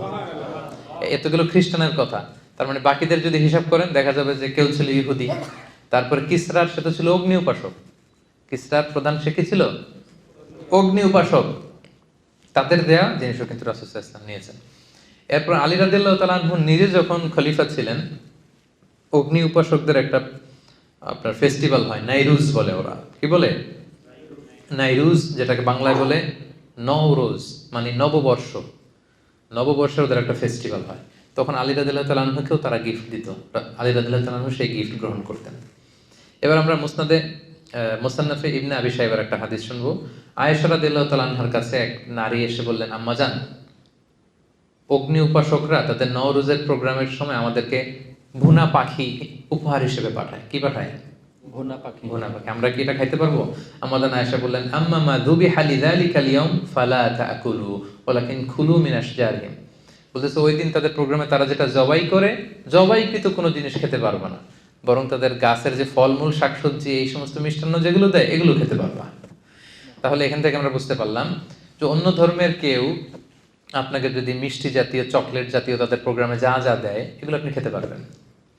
আপনাকে যদি জামা কাপড় দেয়, নগদ কোনো গিফট করে, সেটা আপনি নিতে পারবেন, সব কিছুই নিতে পারবেন, এক্সেপ্ট তারা জবাই করেছে এমন কোনো প্রাণী যদি তারা আপনাকে দেয়। লেটস সে হিন্দুদের কোনো প্রোগ্রামে দীপাবলিতে তারা যদি মুরগি জবাই করে, গরু জবাই করে, ওইটা দিলে আপনি খেতে পারবেন না। বৌদ্ধরা জবাই করেছে এরকম কোনো প্রাণী দিলে আপনি খেতে পারবেন না, কারণ কোনো প্রাণীকে হত্যা করার আগে, জবাই করার আগে কি বলতে হয়? আল্লাহর নাম নিতে হয়। ওরা এটা নেয় না, এজন্য আমরা খেতে পারি না, তবে আহলে কিতাবদের কথা ভিন্ন। প্রকৃত আহলে কিতাব যারা in the name of god বলে, যারা বিসমিল্লাহ বলে জবাই করে, এরকম প্রকৃত আহলে কিতাবদের জবাই করে আপনি খেতে পারবেন। কিন্তু অন্য কোনো ধর্মের জবাই করা কোনো জিনিস আপনাকে দেয়া হলে আপনি খেতে পারবেন না। তো এমন তো না যে তারা শুধু আপনাকে ওই গোশতটাই দিবে, তারা হয়তো মাছ দিতে পারে, ডিম দিতে পারে, শাক দিতে পারে, ফলমূল সবই খেতে পারতেছে, শুধু ওই আইটেমটা আপনি খেতে পারবেন না। তাহলে অমুসলিম, ভিন্ন ধর্মের কেউ যদি আপনাকে কোনো উপহার সামগ্রী দেয়, সেটা কনজিউম করা কিন্তু আপনার জন্য জায়েজ আছে। এবং রাসূল সাল্লাল্লাহু আলাইহি ওয়াসাল্লামের সিরাত থেকে, সাহাবাদের প্র্যাকটিস থেকে কিন্তু আমরা এটা ক্লিয়ার হলাম। সবাই কি বুঝতে পেরেছেন? একেবারে ক্লিয়ার? পেছনে যারা বসেছেন আপনারাও? আচ্ছা, এবার আমরা তাদের সাথে ফিনান্সিয়াল ডিলিংস করা যাবে কিনা, নন মুসলিমদের সাথে ব্যবসায়িক লেনদেন, ফিনান্সিয়াল ট্রানজাকশন, এটা করা যাবে কিনা। রাসূল সাল্লাল্লাহু আলাইহি ওয়াসাল্লাম একটা হাদিস শোনাই, সহিহ মুসলিমের হাদিস, হাদিস নাম্বার 1603। দেখেন কত চমৎকার হাদিস, একটু খেয়াল করে শুনেন। আম্মা জান আয়েশা রাদিয়াল্লাহু তাআলা আনহা উনি বর্ণনা করেন, ক্বালাত ইশতারা রাসূলুল্লাহ সাল্লাল্লাহু আলাইহি ওয়াসাল্লাম মিন ইয়াহুদিয়্যিন তাআমান ওয়া রাহানাহু দিরআন মিন হাদীদ। রাসূল সাল্লাল্লাহু আলাইহি ওয়াসাল্লাম একবার এক ইহুদির কাছ থেকে কিছু খাবার কিনলো, খাবারটা ছিল বার্লি। কি ছিল? বার্লি। এক ইহুদির কাছ থেকে রাসূল সাল্লাল্লাহু আলাইহি ওয়াসাল্লাম কিছু খাবার কিনলেন। কার কাছ থেকে কিনলেন? ইহুদির কাছ থেকে। সবাই বলেন, কার কাছ থেকে? ইহুদির কাছ থেকে তিনি কিছু বার্লি কিনলেন। তো বার্লির টাকা পরিশোধ করার মতো টাকা ওনার কাছে ছিল না, পয়সা ছিল না। তো পয়সা ছাড়া সে কি বার্লি দিবে? এ তো দিবে না। তো রাসূল সাল্লাল্লাহু আলাইহি ওয়াসাল্লাম যেটা করলেন, উনি ওনার যুদ্ধের পোশাকটা বন্ধক রাখলেন, আর্মার, মানে যুদ্ধস্ত্রাণ, যেটা যুদ্ধের একটা পোশাক আছে, লোহার শিকল দিয়ে ছোট ছোট বুনন দিয়ে এটাকে তৈরি করা হয়। তো এটা পরে যুদ্ধে গেলে তীর মারলে তীর ঢোকে না, ছুরি মারলে ছুরি ঢোকে না। রাসূল সাল্লাল্লাহু আলাইহি ওয়াসাল্লাম এরকম একটা আর্মার ছিল। ওই যুদ্ধের পোশাকটা ওই ইহুদির কাছে তিনি মর্গেজ রাখলেন, বন্ধক। বললেন টাকা নাই, এটা রাখো, যেদিন টাকা দিতে পারবো ওই দিন ছুটাই নেব। আমরা বন্ধক রাখি না অনেক জিনিস। তো রাসূল সাল্লাল্লাহু আলাইহি ওয়াসাল্লাম ইহুদির কাছ থেকে বার্লি কিনেছেন জামা বন্ধক রেখে। সুবহানাল্লাহ বলবেন না? দেখেন কি সুন্দর ফিনান্সিয়াল ট্রানজাকশন। এখন এগুলো আমরা জানি না। তো মাল্টি রিলিজিয়াস সোসাইটি ছিল, তো আশেপাশে ইহুদিরা, এরা ছিল ব্যবসায়ী, তো ব্যবসা করতে হবে না? তার মানে এটা জায়েজ। তাদের সাথে স্বাভাবিক ব্যবসায়িক যে লেনদেন, টাকা ধার দেওয়া, ধার নেওয়া, বন্ধক রাখা, ঋণ নেওয়া, কিছু কেনা, তাদের কাছে বেচা, এটা জায়েজ। শরীয়তের কাজই হচ্ছে লাইফটাকে স্মুথ করে দেওয়া। আর বিধানগুলো এত সুন্দরভাবে ইসলাম দিয়েছে যেটাতে আমাদের লাইফটা স্মুথ হয়। এজন্য শরীয়তের আরেক নাম জীবন। শরীয়তের আরেক নাম কি? শরীয়ত মানেই জীবন। আর শরিয়াতু হিয়াল হায়াত। আমার লাইফ কিভাবে সুন্দর হবে, স্মুথ হবে। আমরা শুধু গবেষণা করি, কনফারেন্স করি যে লাইফটাকে কিভাবে সুন্দর করা যায়। এই গবেষণা এর চেয়ে অনেক বড় নিয়ম কানুন দিয়ে আল্লাহ তাআলা আমাদের জন্য পাঠিয়েছেন, যেটা 1000 বছর গবেষণা করে ওইটার ধারে কাছেও আল্লাহর পাঠানো যে ওয়াহী, রেভেলেশন, এটার ধারে কাছেও আমরা যেতে পারবো না। লাইফটাকে স্মুথ করার জন্য মূলত আল্লাহ তাআলা এই বিধানগুলো দিয়েছেন, কিন্তু আমরা অনেকে জানি না এগুলো। তাহলে রাসূল সাল্লাল্লাহু আলাইহি ওয়াসাল্লাম ইহুদিদের সাথে ফিনান্সিয়াল ট্রানজাকশন করেছেন। পয়েন্টটা ক্লিয়ার? আচ্ছা, এবার হচ্ছে ভিন্ন ধর্মাবলম্বী অন্য ধর্মের ভাই বোনদের কাছ থেকে কোনো ধরনের সাপোর্ট, কোনো ধরনের ধরেন let's say social support, political support, এগুলো নেওয়া যাবে কিনা? এগুলো নেওয়া যাবে কিনা? এবার আসুন যে আমরা সিরাত থেকে দেখি। রাসূল সাল্লাল্লাহু আলাইহি ওয়াসাল্লামের জীবনের একটা ছোট্ট ঘটনা আপনাদের সাথে শেয়ার করি। ওনার চাচা ইন্তেকাল করলেন। চাচার নাম কি? সবাই বলবেন কি নাম? বাবার মতো ভালোবাসতেন, শেল্টার দিতেন, উনি ইন্তেকাল করলেন। ওনার প্রথম স্ত্রীর নাম কি? খাদিজা রাদিয়াল্লাহু তাআলা আনহা। ফিনান্সিয়ালি সাপোর্ট করতেন, ঘরে তিনি সান্ত্বনা যোগাতেন। উনিও মারা গেলেন। রাসূল সাল্লাল্লাহু আলাইহি ওয়াসাল্লাম এর চেয়ে বেশি আর শকড হননি কখনো। চাচা নাই, ঘরে যে স্ত্রী সান্ত্বনা দিত উনিও নাই। রাসূল সাল্লাল্লাহু আলাইহি ওয়াসাল্লাম খুব একা বোধ করতে লাগলেন। এদিকে মক্কায় থাকার নিয়ম ছিল আমান নিয়ে থাকতে হতো। আমান মানে সিকিউরিটি। বড় বড় নেতা ছিল, গোত্র ছিল, এরা যদি সিকিউরিটি আপনাকে দেয় আপনি থাকতে পারবেন, কাইন্ড অফ ভিসা। এখনকার মালয়েশিয়ার আমার ভিসা না থাকলে আমি থাকতে পারবো না। তো এই ভিসা সিস্টেম আমান ওনার চাচা দিত। আমান, চাচা আমান দেওয়ার কারণে কেউ রাসূল সাল্লাল্লাহু আলাইহি ওয়াসাল্লামের গায়ে টাচও করতে পারত না। এখন চাচা নাই, এবার রাসূল সাল্লাল্লাহু আলাইহি ওয়াসাল্লামকে বাঁচাবে কে? স্ত্রী নাই, সান্ত্বনা যোগাবে কে? রাসূল সাল্লাল্লাহু আলাইহি ওয়াসাল্লাম এবার ভারাক্রান্ত মন নিয়ে তায়েফে চলে গেলেন, কারণ মক্কায় থাকার পরিবেশ নাই, যে কোনো সময় অ্যাটাক হবে। এতদিন অ্যাটাক করে নাই চাচার ভয়ে, এবার চাচা নাই, তায়েফে গেলেন। তায়েফের ঘটনা সবার জানা না আপনাদের? সেখানে প্রত্যাখ্যান করা হলো রাসূল সাল্লাল্লাহু আলাইহি ওয়াসাল্লামের দাওয়াতকে। শুধু প্রত্যাখ্যানই না, রক্তাক্ত করা হলো পাথর মেরে। এবার রাসূল সাল্লাল্লাহু আলাইহি ওয়াসাল্লাম যাবেন কোথায়? নিজ জন্মভূমি মক্কাতে থাকার সুযোগ নেই। পাশের সবচেয়ে কাছের সিটি 70 কিলো দূর তায়েফে গেলেন, ওখানে থাকার সুযোগ নেই। তিনি যাবেন কোথায়? এখান থেকে আবিসিনিয়াতে মুসলিমদেরকে হিজরতে পাঠিয়েছেন, অধিকাংশকে মদিনায় মুসআব ইবনে উমাইরের সাথে পাঠিয়েছেন। মক্কাতে সাপোর্ট করার মতো কেউ নাই রাসূল সাল্লাল্লাহু আলাইহি ওয়াসাল্লাম। যাবেন কোথায় আপনি? তায়েফ থেকে রক্তাক্ত হয়ে যায়েদ রাদিয়াল্লাহু তাআলা আনহুকে নিয়ে তিনি ফিরে আসলেন। মক্কায় ঢুকতেও পারতেছেন না ভয়। তখন তিনি লোক পাঠালেন যে বলো যে এমন কেউ আছে কিনা, আমি তো এমন কোনো বড় অপরাধ করি নাই, আজীবন তোমাদের শুভাকাঙ্ক্ষী ছিলাম, এমন কি কেউ আছে যে কিছুদিনের জন্য আমার জন্মভূমিতে আমাকে থাকতে দিবে? কেউ কি আছে? কেউ রাজি হয় না। কেউ রাজি হয় না রাসূল সাল্লাল্লাহু আলাইহি ওয়াসাল্লামকে আমান দেওয়ার জন্য। মানে যে ভিসা ছাড়া রাসূল সাল্লাল্লাহু আলাইহি ওয়াসাল্লাম ঢুকতে পারতেছে না মক্কায়, কেউ দিচ্ছে না। Nobody, no one except one personality. একজন ব্যক্তি আল্লাহ তাআলা ব্যবস্থা করে দিলেন, তার নাম হচ্ছে মুতঈম ইবনু আদি। তার নাম কি? মুতঈম ইবনু আদি। ওনার মনে আল্লাহ তাআলা দয়ার সঞ্চার করে দিলেন। তিনি বললেন আমি দেব। ওনার ছেলেদেরকে পাঠালেন। ওনার ছেলের নাম জুবাইর ইবনে মুতঈম রাদিয়াল্লাহু তাআলা। ছেলে মুসলমান হয়েছে, কিন্তু মুতঈম ইবনে আদির নসিবে ঈমান জোটে নাই। উনি বললেন আমি শেল্টার দেব। ছেলেদেরকে অস্ত্র দিয়ে পাঠালেন, যাও মুহাম্মদকে স্যালিউট দিয়ে গার্ড অফ অনার দিয়ে নিয়ে আসো। রাসূল সাল্লাল্লাহু আলাইহি ওয়াসাল্লাম আল্লাহর শুকরিয়া আদায় করলেন। মুতঈম ইবনে আদির ছেলেদের সাথে এসে তিনি প্রথমে কাবা তাওয়াফ করলেন। কি করলেন? আশেপাশে আবু জাহেল, উতবা, সাইবা তো জ্বলে পুড়ে ছারকার হয়ে যাচ্ছে যে আমাদের চোখের সামনে মোহাম্মদ আবার এসে তাওয়াফ করতেছে, কিন্তু কিছু করার সুযোগ নাই। কারণ ওই সময় পলিটিক্যাল বা সোশ্যাল সিস্টেমটাই এমন, কেউ যদি আমান দিয়ে ফেলে অন্য কেউ তার গায়ে টাচ করতে পারবে না, করলে যুদ্ধ বেঁধে যাবে, গোত্রীয় যুদ্ধ। কিছু করার নাই। রাসূল সাল্লাল্লাহু আলাইহি ওয়াসাল্লাম কিভাবে শেল্টার দিলেন, রাসূল সাল্লাল্লাহু আলাইহি ওয়াসাল্লাম কিন্তু এই শেল্টারের কথা ভুলে যান নাই। রাসূল সাল্লাল্লাহু আলাইহি ওয়াসাল্লাম কিন্তু এটা ভুলে যান নাই। কারো ফেভার, ছোট্ট একটা উপকার যদি তিনি কারো কাছ থেকে পেয়েছেন, রাসূল সাল্লাল্লাহু আলাইহি ওয়াসাল্লাম এটা কখনো ভুলতেন না। আমরা ভুলে যাই অনেক সময়। কেউ হেল্প করেছে, সাপোর্ট করেছে, কাজ শেষ, ঘটনাও শেষ, ভুলে যাই তাকে আমরা অনেক সময়। এই অকৃতজ্ঞতা বোধ আমাদের মধ্যে কাজ করে। রাসূল সাল্লাল্লাহু আলাইহি ওয়াসাল্লাম ভুলে যাননি। তারপরের হিস্ট্রিটা আরো অনেক পরে। এরপরে মদিনাতে তিনি হিজরত করলেন, বদরের যুদ্ধ হলো, এবার মুসলমানদের একটা শক্তিশালী অবস্থান। ওই বদরের যুদ্ধে মুসলমানরা জয়লাভ করলো। মুশরিকদের মধ্য থেকে 70 জন বন্দী হয়ে আসলো। কয়জন? 70 জন। আর সেই তায়েফের ঘটনার সময় মুতাইম ইবনে আদি, যে রাসূল সাল্লাল্লাহু আলাইহি ওয়াসাল্লামকে শেল্টার দিয়েছিল, পলিটিক্যাল শেল্টার, যেটা বর্তমান রাষ্ট্রবিজ্ঞানের ভাষায় পলিটিক্যাল অ্যাসাইলাম বলে, সেই মুতাইম ইবনে আদি কিন্তু এর আগেই মারা গিয়েছে। সে ছিল মুশরিক, রাসূলকে হেল্প করেছে, কিন্তু এই মুশরিক অবস্থায় সে মারা গেছে, তার নসিব আর ঈমান জোটে নাই।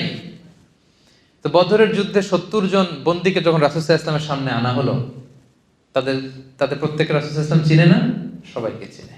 তাদের দিকে তাকিয়ে রাসূল সাল্লাল্লাহু আলাইহি ওয়াসাল্লাম তখন বললেন, সহিহ বুখারীর হাদিস নাম্বার 3139, যে লাউ কানাল মুতঈম ইবনে আদি হাইয়ান সুম্মা কাল্লামানি ফি হাউলাঈ নাতনা লাতারাকতুহুম লাহু।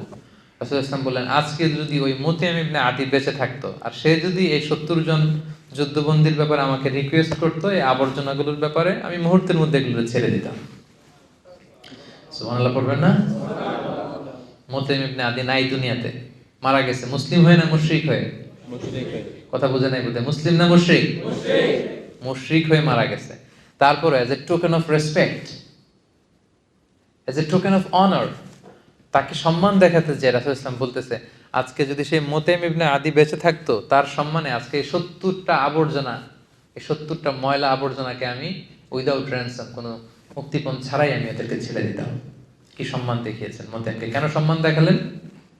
দেখি, আগে হেল্প করছিল, বিপদের দিনে পলিটিক্যাল অ্যাসাইলাম পেয়েছিলেন তিনি মুতাইম ইবনে আদির কাছ থেকে। এটা রাসূল ইসলাম ভুলে যাননি। এই ঘটনাটা রিভিল করার কারণ হচ্ছে, এখানে কয়েকটা জিনিস শিখলাম। এক হচ্ছে, প্রয়োজনে ক্রাইসিস মোমেন্টে অন্য ধর্মের লোকদের থেকেও পলিটিক্যাল সাপোর্ট নেওয়া যায়, যেটা রাসূল সাল্লাল্লাহু আলাইহি ওয়াসাল্লাম নিজেই নিয়েছেন তার সিরাতে, ঠিক কি না? নিজে গ্রহণ করেছেন, পলিটিক্যাল সাপোর্ট নিয়েছেন। এবং আরেকটা ব্যাপার যেটা শিক্ষণীয়, সেটা হচ্ছে যে কারো ফেভারকে কখনো ভুলে না যাওয়া। রাসূল সাল্লাল্লাহু আলাইহি ওয়াসাল্লাম তাকে সেখানে সম্মান দেখিয়েছেন, যদিও সে মুশরিক। যদিও কি ছিল? মুশরিক। তার মানে মুশরিক হইলেই আপনি ফেলে দিয়েন না, একেবারে কাফের হইলেই ফেলে দিয়েন না। আর যদি বেঁচে থাকে তাহলে তো ফেলে দেওয়ার সুযোগই নাই, কারণ তার একেবারে শেষ নিঃশ্বাস ত্যাগ করার আগ পর্যন্ত কালিমা পড়ে ঈমান আনার সুযোগ আছে না নাই? ওই যে ইহুদি ছেলেটা একেবারে শেষ মুহূর্তে শেষে কালিমা পড়েছিল।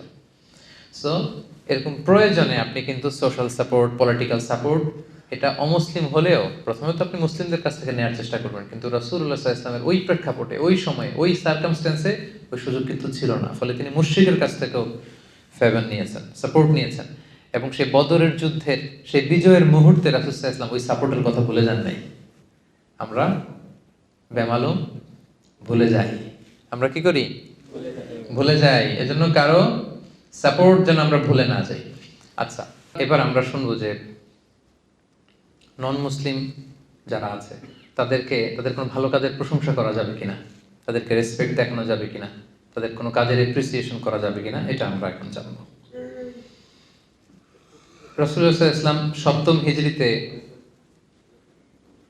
পৃথিবীর বড় বড় সুপার পাওয়ারদের কাছে চিঠি লিখেছিলেন। আমি একটু আগে বলেছিলাম, মনে আছে আপনাদের? আচ্ছা, চিঠির ভাষাটা কি ছিল জানেন? ভাষাটা ছিল সালামুন আলা মান ইত্তাবা আল হুদা, শান্তি তার উপর যে হেদায়েতকে মেনে নিতে চায়।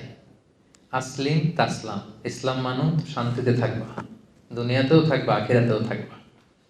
আর শুরু করতেন তিনি চিঠিটা এইভাবে। ওই চিঠির কপি কিন্তু এখনো আছে। আপনি তুরস্কের জাদুঘরে যদি যান, ওখানে ওইটার কপি এখনো আছে, সংরক্ষণ করা আছে। রাসূল সাল্লাল্লাহু আলাইহি ওয়াসাল্লামের সাহাবীদের দেয়া লেখানো যে চিঠি, সেখানে চিঠির শুরুটা ছিল এরকম, মিন মুহাম্মাদিন রাসূলিল্লাহ ইলা হিরাকলা আযীমির রোম। ধরেন হিরাক্লিয়াসের কাছে যে চিঠি লিখেছেন, রোমের বাদশা, রাসূল সাল্লাল্লাহু আলাইহি ওয়াসাল্লাম শুরু করতে বলেছেন এভাবে সাহাবীকে যে লিখো মিন মুহাম্মদ রাসূলিল্লাহ, মানে এটা কার পক্ষ থেকে? মুহাম্মদ রাসূলুল্লাহ ওনার পক্ষ থেকে। কার প্রতি? ইলা হিরাকলা, মানে হিরাক্লিয়াসের প্রতি। এতটুকু বললেই হয়তো। এরপর রাসূল সাল্লাল্লাহু আলাইহি ওয়াসাল্লাম একটা শব্দ ব্যবহার করেছেন, উনি বলেছেন আযীমির রোম, মানে উনি সাধারণ লোক না, উনি হচ্ছেন রোমের আজিম, highness, the royal highness, the majesty. আপনি দেখবেন যে কেউ যদি কিং হয়, হ্যাঁ, কুইন হয় বা প্রেসিডেন্ট হয়, তাকে সম্মান করে এরকম বলতে হয় যে মাননীয়, মাননীয় প্রধানমন্ত্রী, তারপর মাননীয় রাষ্ট্রপতি, এরকম বলে না? রাসূল সাল্লাল্লাহু আলাইহি ওয়াসাল্লাম এই শব্দটা ব্যবহার করেছেন। কিন্তু হিরাক্লিয়াসের ধর্ম কি আমি ভাই? খ্রিস্ট ধর্ম, খ্রিস্টান ধর্মে খ্রিস্টান।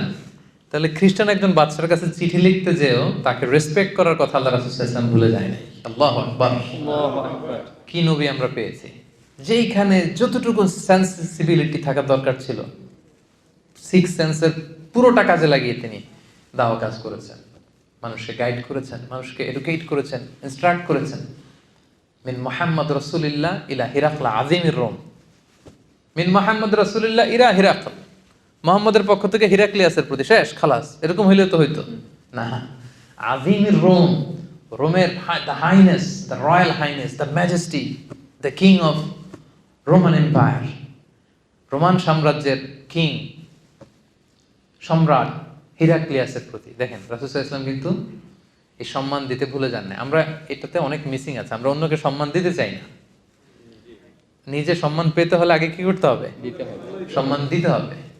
অন্য ধর্মের, এমনকি তাদের বিরুদ্ধে একটা সময় যুদ্ধ হয়েছে, রোমানদের বিরুদ্ধে মুসলমানদের যুদ্ধ হয়েছে, পরবর্তীতে এটা ক্রুসেডের রূপ নিয়েছে, কিন্তু রাসূল সাল্লাল্লাহু আলাইহি ওয়াসাল্লাম যখন চিঠি লিখেছেন তাকে কিন্তু রেসপেক্ট দিতে রাসূল সাল্লাল্লাহু আলাইহি ওয়াসাল্লাম ভুল করেননি। This is the lesson. এটা হচ্ছে আমাদের জন্য শিক্ষা যে আমরা অমুসলিমদের মধ্যে থেকে যারা সম্মানিত, তাদেরকে সম্মানটা দিতে হবে। আরেকটা ছোট্ট উদাহরণ আমি দেই, যেটা ইবনে সাআদ, একজন বিখ্যাত ঐতিহাসিক, তার তবাকাত ইবনে সাআদের মধ্যে উনি উল্লেখ করেছেন। 3য় হিজরির কথা, উহুদের যুদ্ধ হবে। রাসূলুল্লাহ সাল্লাল্লাহু আলাইহি ওয়াসাল্লাম মদিনায় 3টা গোত্র, ইহুদি গোত্র ছিল, একটা হচ্ছে বনু কাইনুকা, আর একটা বনু নাদির, আর একটা বনু কুরাইজা।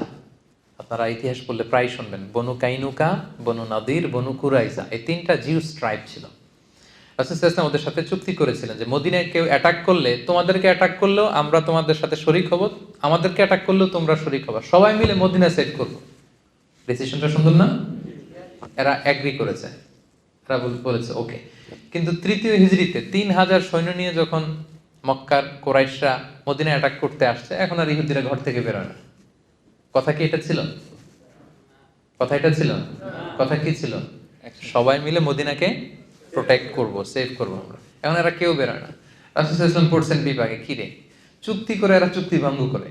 এখন রাসূল সাল্লাল্লাহু আলাইহি ওয়াসাল্লাম ওনার ব্যাটালিয়নকে সাজালেন, 1000 মুসলিমকে নিয়ে বেরোলেন। কোনো ইহুদি বেরোয় না, সবাই চুক্তি ভঙ্গ করতেছে, একজন ইহুদি ছাড়া। নাম হচ্ছে মুখাইরিক। কি নাম? মুখাইরিক। সে তলোয়ার নিয়ে, ঘোড়া নিয়ে বেরোইতেছে, আর প্রত্যেক গোত্রপতির কাছে যেয়ে বলে, এই ইহুদিরা, তোমরা না মুহাম্মদের সাথে চুক্তি করছো, সবাই মিলে বাঁচাবা। এরা কেউ এই অজুহাত দেয়, কেউ ওইটা দেয়, কেউ কয় এই সমস্যা ওই সমস্যা। তো সে বলে, তোমাদের যার যত সমস্যা থাক, আমি মুখাইরিক, আমার ওয়াদা আমি রাখবো।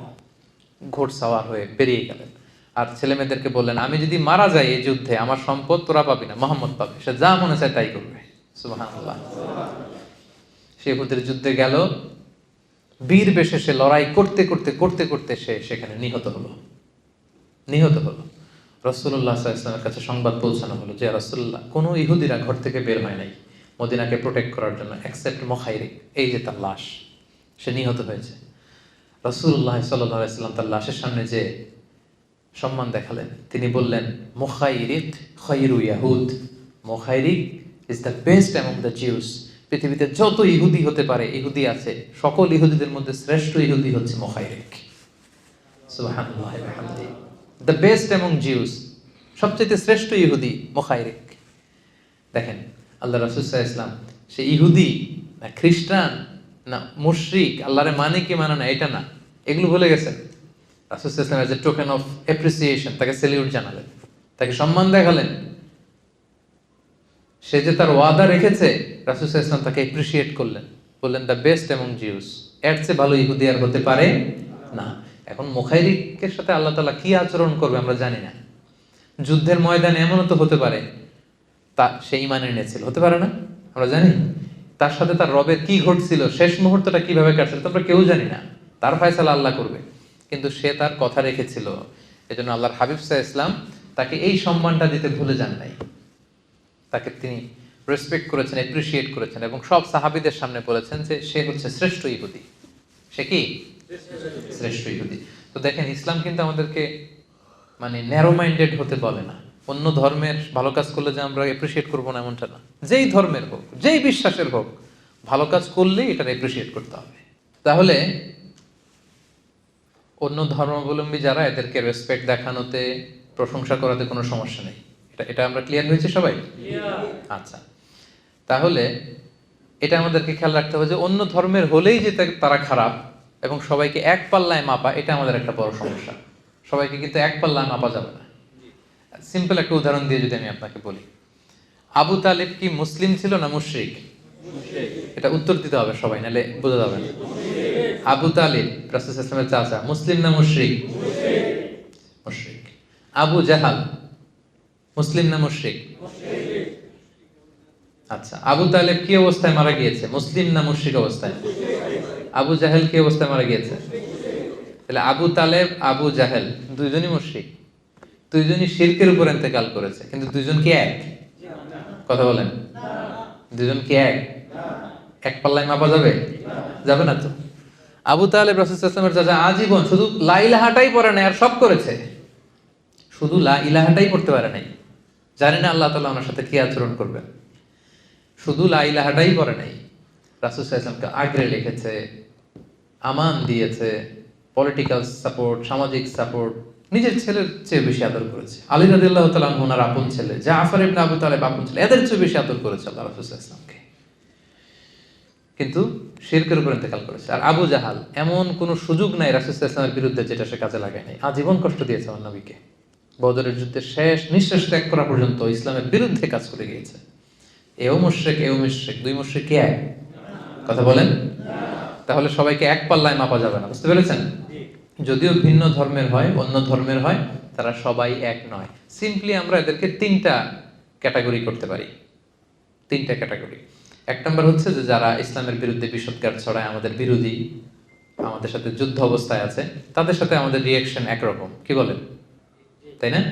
যারা আমাদের বিরোধী, আমাদের সাথে যুদ্ধে লিপ্ত হতে চায়, তাদের সাথে রিয়াকশন একরকম।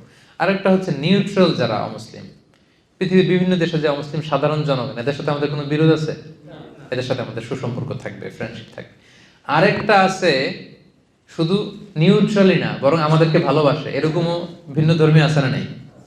যে বললাম না যে অনেক হিন্দু আমাদের প্রোগ্রামগুলোতে আসে। খুলনায় আমার একটা প্রোগ্রাম ছিল, আমার বলতেছে আয়োজক কমিটি, হুজুর কয়েকশো হিন্দু আসছে আপনার আলোচনার সাথে, কয়েকশো। ধর্ম কি? সবাই বলেন। কিন্তু তাফসীর শুনতে আসছে।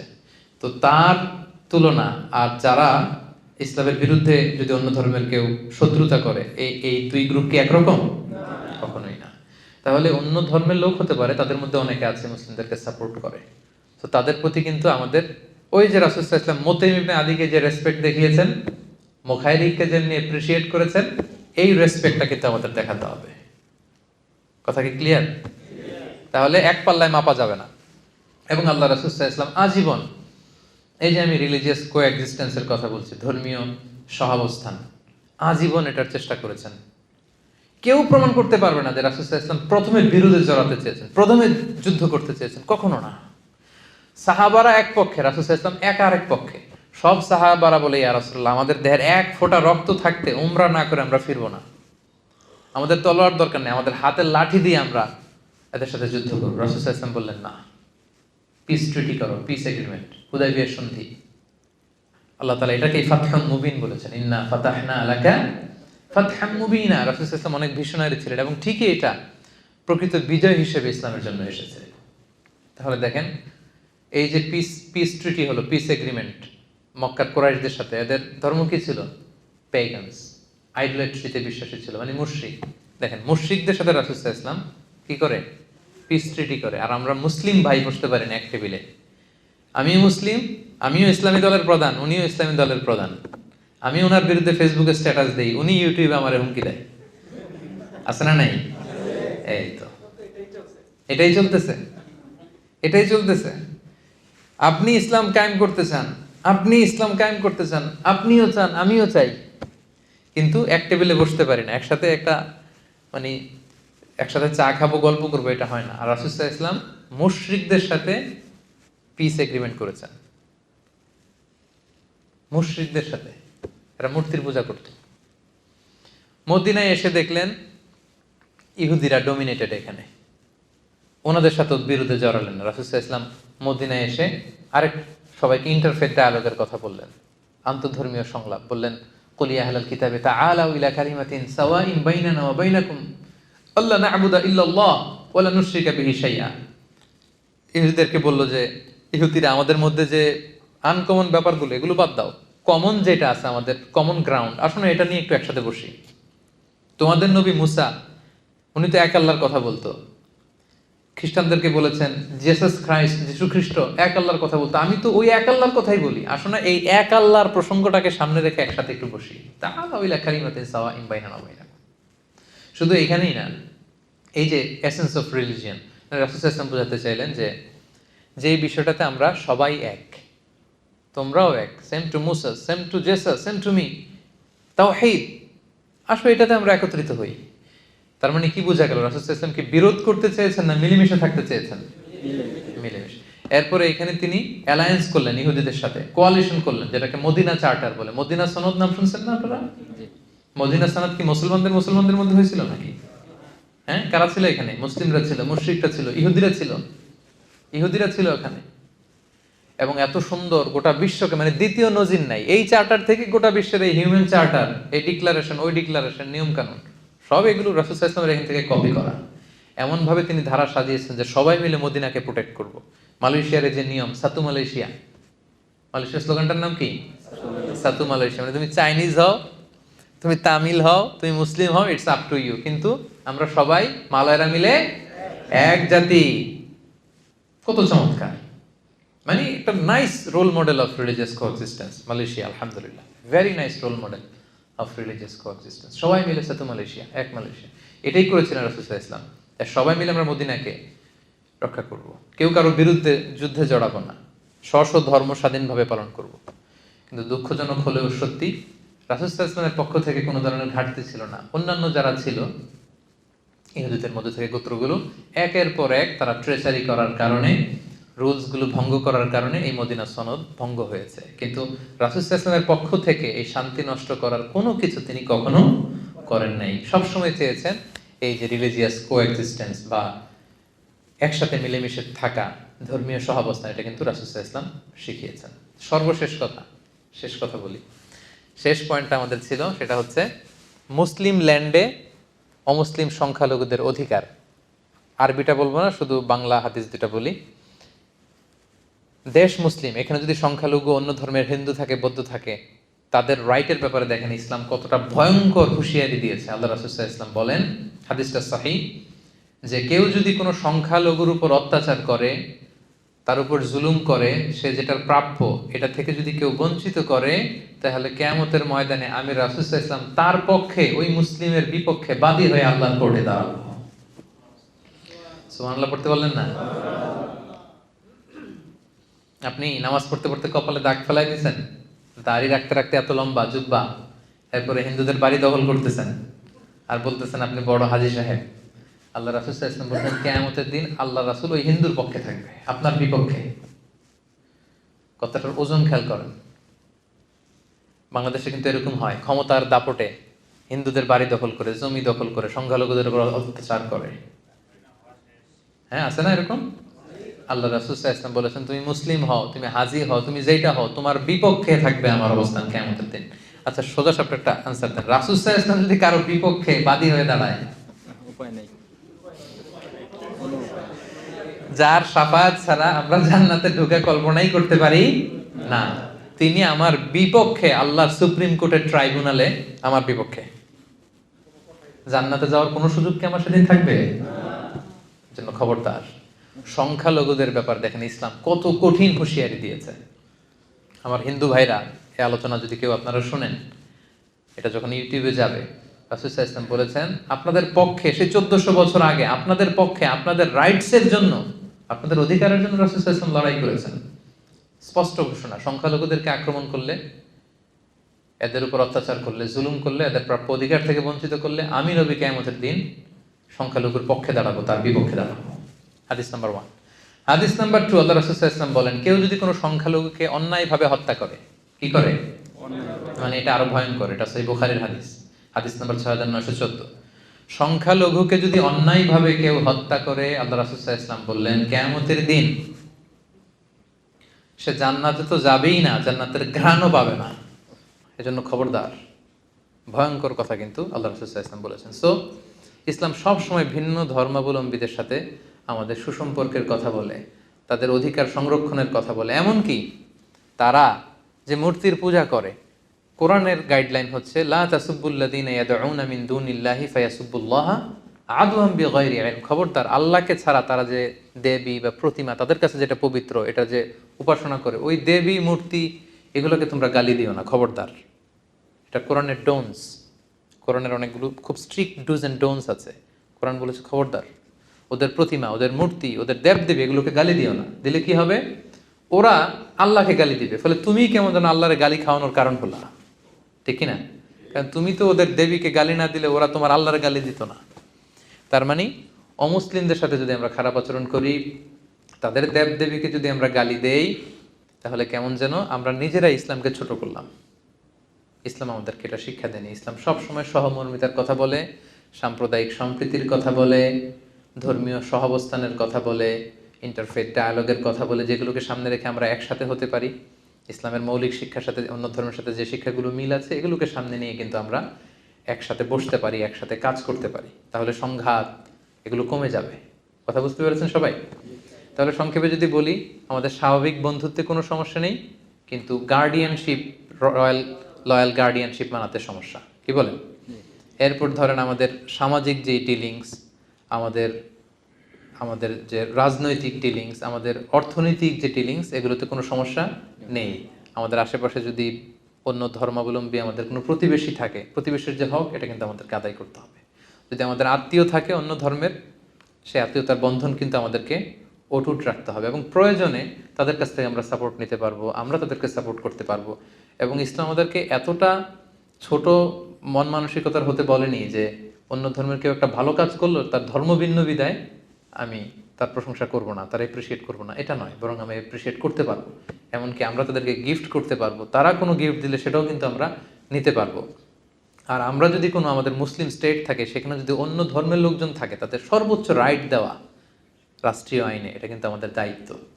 আমাদের বাংলাদেশে যে ঘটনাগুলো ঘটছে, এটা কিন্তু খুবই দুঃখজনক। এগুলোর সাথে কোনো প্রকৃত মুসলমানের এখানে সম্পৃক্ততা থাকতে পারে না। এটা একটা বিশাল কনস্পাইরেসির অন্তর্ভুক্ত। সো আমাদেরকে সাবধানে থাকতে হবে, খুব ট্যাক্টফুলি এগুলোকে আমাদের হ্যান্ডেল করতে হবে। আর তার পাশাপাশি একই দেশে যদি অনেকগুলো ধর্মের লোক থাকে, সেক্ষেত্রে আমরা বলি যে এমনভাবে আমাদের নিজস্ব স্বকীয়তাকে বজায় রাখা, তাদের সাথে মিশতে যে সামাজিক মেলামেশা করতে যে আমরা যেন আমাদের স্বকীয়তাকে না হারাই। বিশেষ করে ইসলামের শিরকের গুনাহ সবচেয়ে বড় গুনাহ। আল্লাহ সব মাফ করেন, কিন্তু শিরকের গুনাহকে তিনি কখনো মাফ করেন না। তাদের যেখানে দেবদেবীর পূজা হচ্ছে, এটা তাদের কাছে ধর্মীয় অনুষ্ঠান, পবিত্র, কিন্তু আমরা কিন্তু সেখানে উপস্থিত থাকতে পারবো না। আমাদের তাওহীদের মধ্যে কোনো ধরনের ঘাটতি হয়, এটা প্রশ্নবিদ্ধ হয়, এমন কোনো কাজ কিন্তু আমরা কখনো করতে পারবো না। তারা শান্তিপূর্ণভাবে তাদের ধর্ম তারা পালন করবে, আমরা শান্তিপূর্ণভাবে আমাদের ধর্ম পালন করবো। They have their faith, we have our faith. আল্লাহ তাআলা খুব স্পষ্টভাবে বলেছেন, লাকুম দীনুকুম ওয়ালিয়া দীন। তারা তাদের ধর্ম সুন্দরভাবে পালন করবে, আমরা আমাদের ধর্ম সুন্দরভাবে পালন করব। এবং এটাই হচ্ছে ইসলামের সাম্প্রদায়িক সম্প্রীতির শিক্ষা। ইসলাম সব সময় আমাদেরকে অন্য ধর্মের প্রতি শ্রদ্ধাশীল হতে বলে এবং ধর্মীয় সহাবস্থানের কথা বলে, মিলেমিশে একসাথে থাকবার কথা বলে। ইসলাম কখনোই দাঙ্গা, হাঙ্গামা, বিরোধ এগুলোতে কখনো জড়ানোর ব্যাপারে কিন্তু আমাদেরকে উৎসাহিত করে না। And this is the true essence of Islam. আল্লাহ তাআলা আমাদের সবাইকে কথাগুলো বোঝার ও আমল করার তৌফিক দান করুক। যতগুলো কথা বলেছি কোরআন সুন্নাহর আলোকে, দলিল ভিত্তিক বলেছি, তারপরেও আমার মনের অজান্তে কোনো মিস ইনফরমেশন যদি আমার মুখ ফসকে বেরিয়ে যায়, সেগুলো যেন আল্লাহ পাক আপনাদের স্মৃতিপট থেকে মুছে দেয়। আমরা পড়ি আমিন। আর সত্য, সুন্দর, কল্যাণ করে ইসলামের পক্ষে যা বললাম, তার সবগুলো আল্লাহ তাআলা প্রথমে আমাকে আমলের তৌফিক দান করুক, এবং আপনাদের সবাইকে আমলের তৌফিক দান করুক। আমরা পড়ি আমিন। হাদা মা ইনদি ওয়াল ইলমু ইনদাল্লাহ আলাইহি তাওয়াক্কালতু ওয়া ইলাইহি উনীব। ওয়াসসালামু আলাইকুম ওয়া রাহমাতুল্লাহি ওয়া বারাকাতুহু।